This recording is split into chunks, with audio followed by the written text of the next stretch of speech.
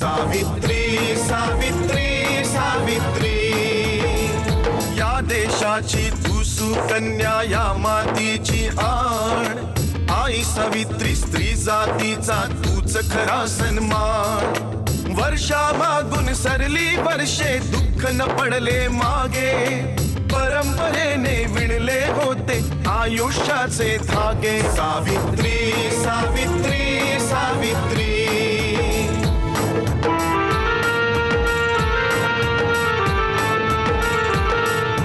ज्ञान कशाला हवे मुलीला, शिक्षण होते पाप, जन्म मुलीचा दुर्दैवाने ठरला होता शाप.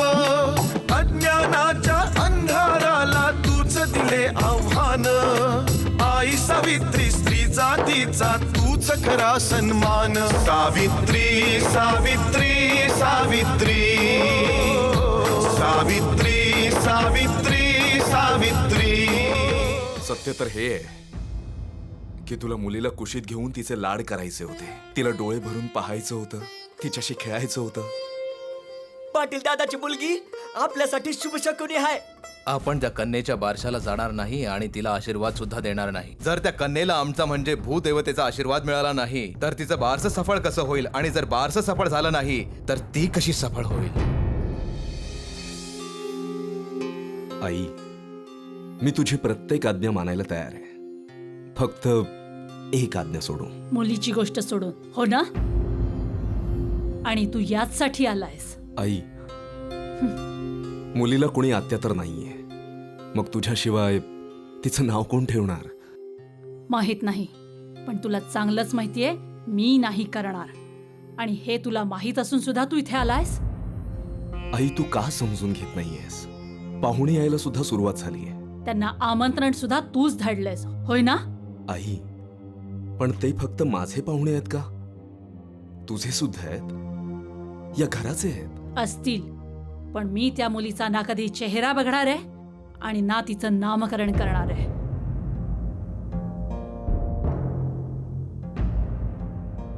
या कामासाठी विठोबानं मला पाठवलंय खंडोजी. बाबा, विठ्ठल. बाबा, तुम्ही आलात? विठ्ठला विठ्ठला विठ्ठला. बाबा सुद्धा आलेत. हे तू बरोबर नाही केलंस कोयना, पण आज आनंदाचा दिवस आहे म्हणून या क्षणी मी तो विषय काढणार नाही, त्यावर नंतरच बोलू. माझी नात कुठे? तिला पाहण्यासाठी माझा जीव उतावळा झालाय खंडू. बाबा, मुलीचं बारसं सुरू आहे, तिथे पुरुष जाऊ शकत नाहीत, फक्त स्त्रियाच. का नाही जाऊ शकत? आता मी माझ्या नातीचा चेहरा सुद्धा पाहायचा नाही का? आज ती 12 दिवसांची झाली आणि नाही नाही, मी नाही धीर धरू शकत अजून. अरे परंपरा आनंद देण्यासाठी बनल्यात, हिरावून घेण्यासाठी नाही. चल माझ्या सोबत. हो बाबा.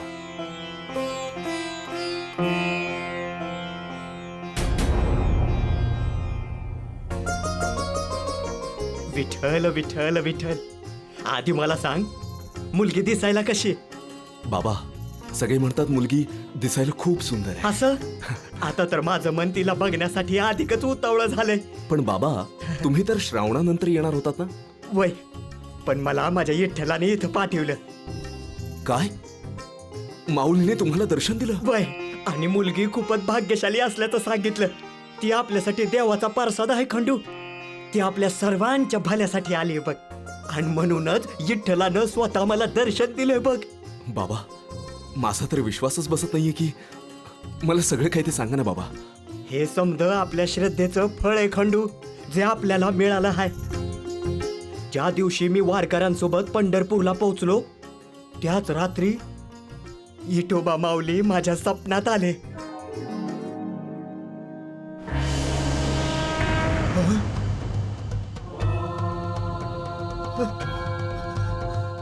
विठ्ठला मी तुझ्या श्रद्धेवर आणि भक्तीवर खूप प्रसन्न आहे सिद्धू. मी तुझ्या मनातली इच्छा पण पूर्ण केली आहे. श्रावण महिन्यातल्या शुक्ल पक्षातल्या सप्तमीच्या आधी तू तुझ्या गावी परत जा आणि तुझ्या मनातली इच्छा पूर्ण झाल्याचं स्वतःच्या डोळ्यांनी बघ. जशी आज्ञा माऊली. विठ्ठला विठ्ठला.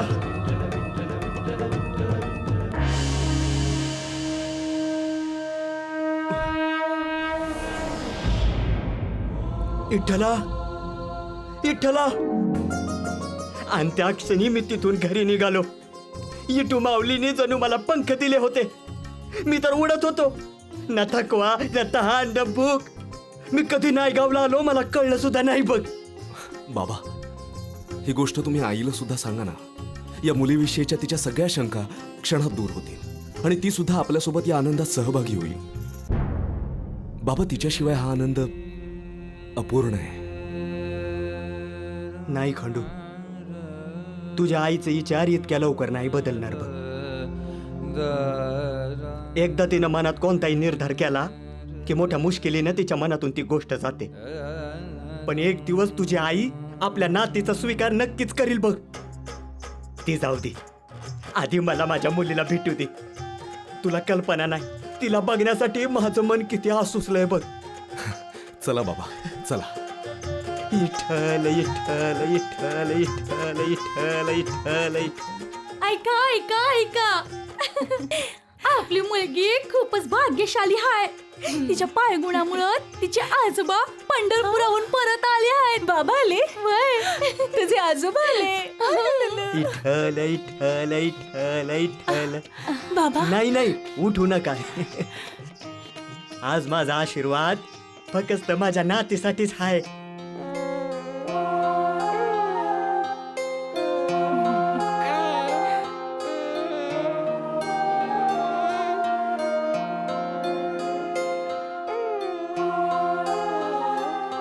मी तुझ्या मनातली इच्छा पण पूर्ण केली आहे. श्रावण महिन्यातल्या शुक्ल पक्षातल्या सप्तमीच्या आधी तू तुझ्या गावी परत जा आणि तुझ्या मनातली इच्छा पूर्ण झाल्याचं स्वतःच्या डोळ्यांनी बघ.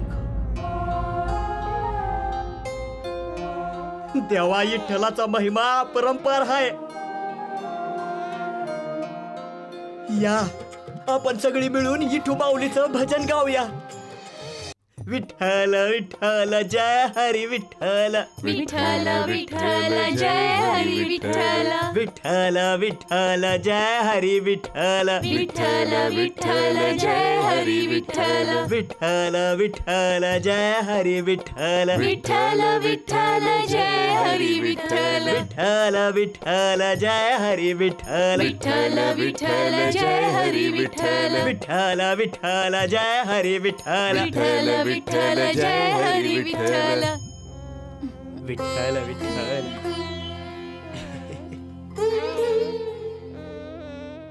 तू प्रत्यक्ष विठ्ठलाचा आशीर्वाद आहे माझी नात. त्यांचा प्रसाद आहे. हे विठोबा, 3 पिढ्यानंतर माझ्या घरी लक्ष्मीनं पाऊल ठेवलंय बघ. आमच्याकडून काही चूक झाली तर आम्हाला माफ करा विठ्ठला.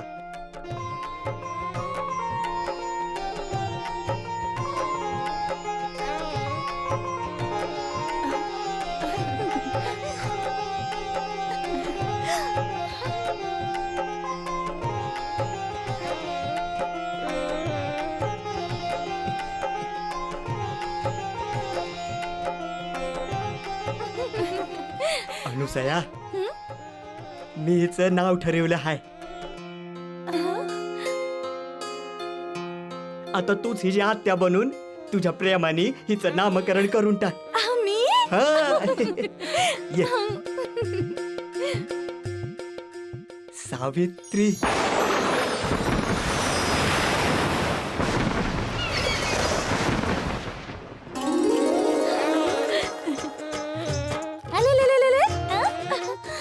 बाळाचं नाव ठेवायचंय.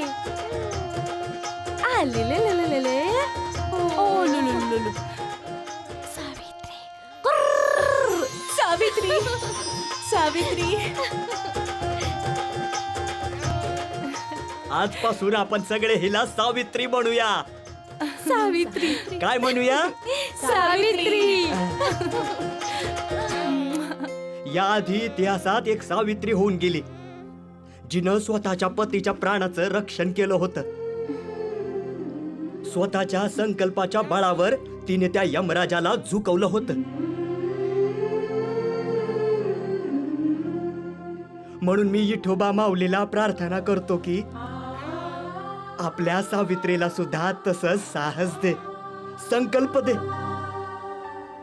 म्हणजे आपली सावित्री समाजातील वाईट गोष्टी, कुप्रथांना झुकवू शकेल आणि गरिबांना, मागासलेल्या वर्गातील लोकांना मानताट करून जगणं शिकवू शकेल. माऊली विठोबा तुम्हा सर्वांना सुखी ठेव. आता तुम्ही सगळ्या तुमच्या बारशाच्या इथे पूर्ण करा. विठ्ठल विठ्ठल विठ्ठल. चल खंडू. खरोखर दादा पाटलांनी किती छान नाव ठेवलंय ना मुलीचं. त्यांचं म्हणणंही खरंय. जेव्हापासून ही मुलगी गावात आलीये तेव्हापासून आपलं भाग्यच चमकलंय.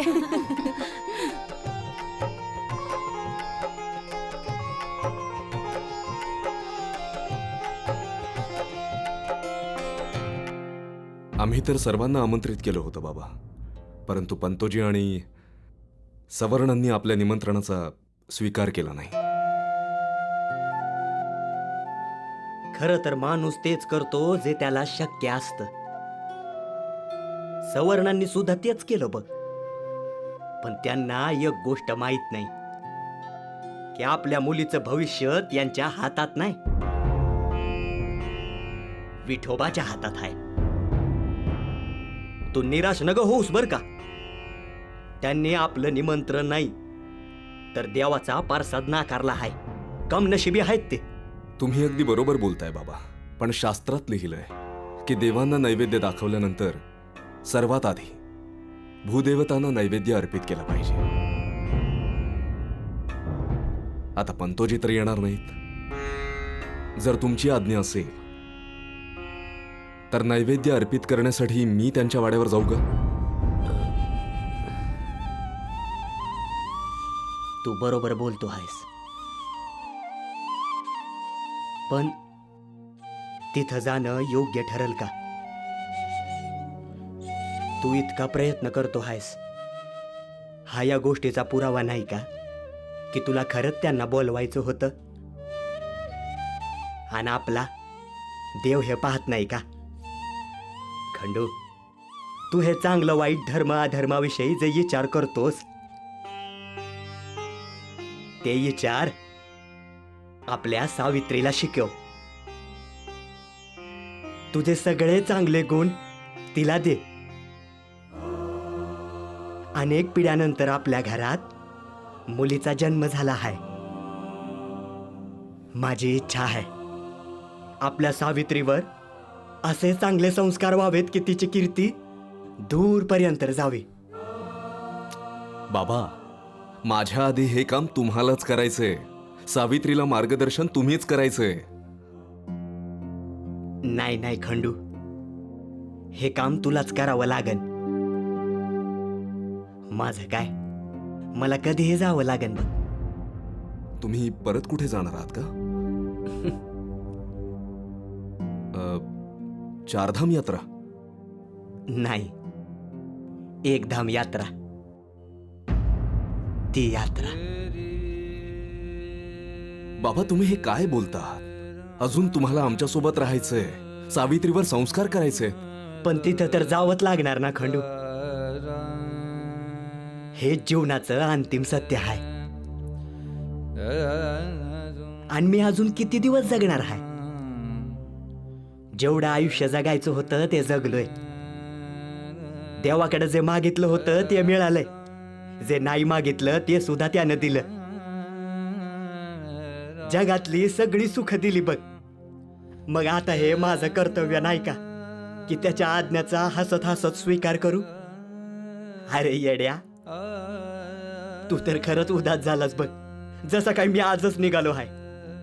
अजून तर तुम्हा सर्वांवर हुकूम गाजवायचा आहे आणि सावित्रीला अंग खांद्यावर खेळवायचं सुद्धा आहे. मात्र एक गोष्ट लक्षात ठेव खंडू, आपल्या सावित्रीला कोणताही त्रास होता कामा नये.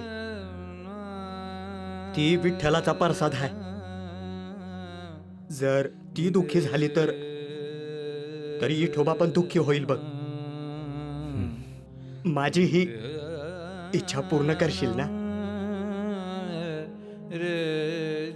ठीक आहे, आता जास्त विचार नको करूस. जा भूदेवता पंतोजीच्या घरला नैवेद्य देऊन ये. बाकी त्याची इच्छा. जा.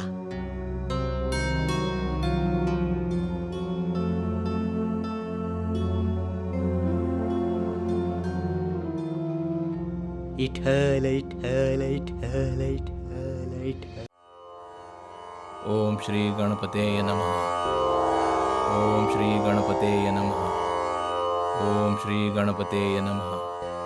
ओम श्री गणपतेय नमः. माळा हातात घेऊन कोणी कधी पंडित होत नाही.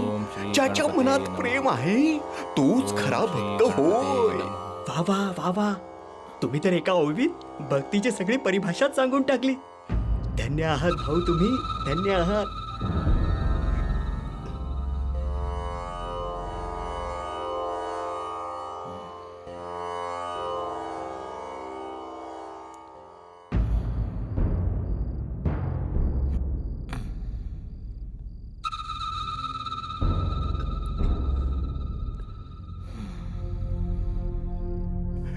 पंतोजी, तुम्ही याच्याकडे दुर्लक्ष करा ना.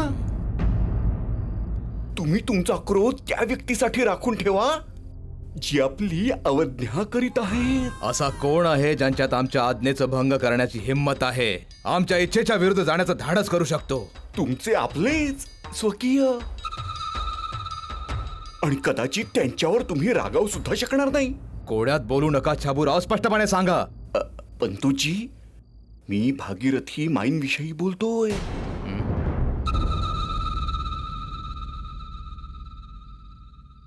काय केलं तिने? अजून काही केलं नाही, पण जर तिने असं काही केलं तर आपण तोंडच काय, कोणाला आपलं नाव सांगायचे सुद्धा लायकीचं राहणार नाही. काय पराळतो आहेस छाबूराव? हाच तर सत्याचा अवगुण आहे पंतोजी, की ते सत्य ऐकणारी व्यक्ती ते समजण्याआधीच क्रोधित होऊन जाते. पण यामुळे सत्य बदलत नाही. सत्य हेच आहे की भागीरथी माई आपली परवानगी न घेता त्या शूद्र पाटलाच्या मुलीला बारशाच्या शुभेच्छा द्यायला जाते, ज्याने आपलं नाक कापायचा प्रयत्न केला होता. कुठे आहे ती?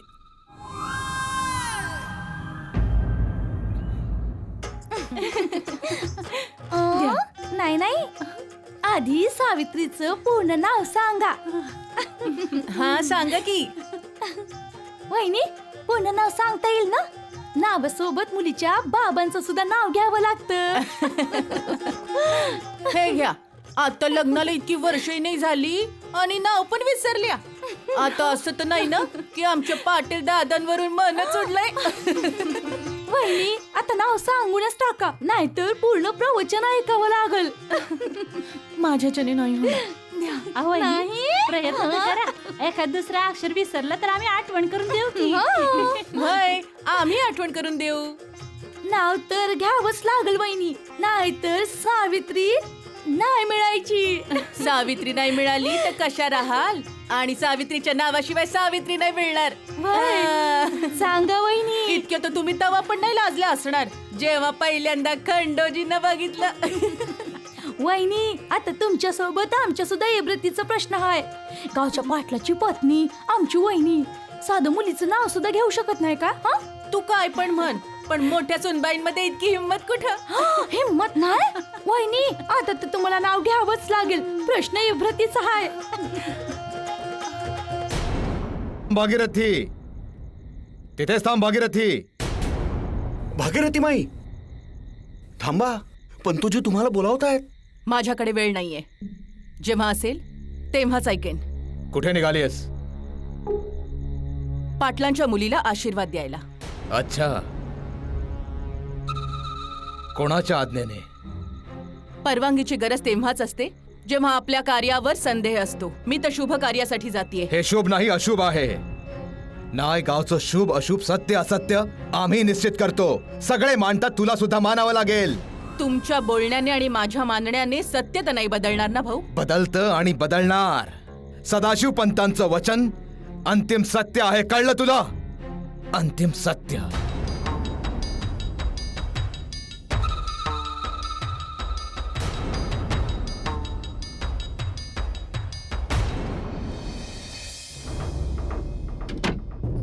भाऊ भाऊ कंस नका बनू.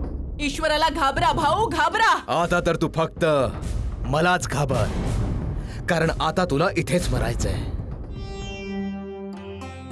विठ्ठलाकडून मागून आणलं जिला आमचे वडील, बोलवतात तिला सगळे प्रेमाने, सावित्री खंडोजी नेवसे पाटील. ज्ञान कशाला हवे मुलीला, शिक्षण होते पाप, जन्म मुलीचा दुर्दैवाने ठरला होता शाप.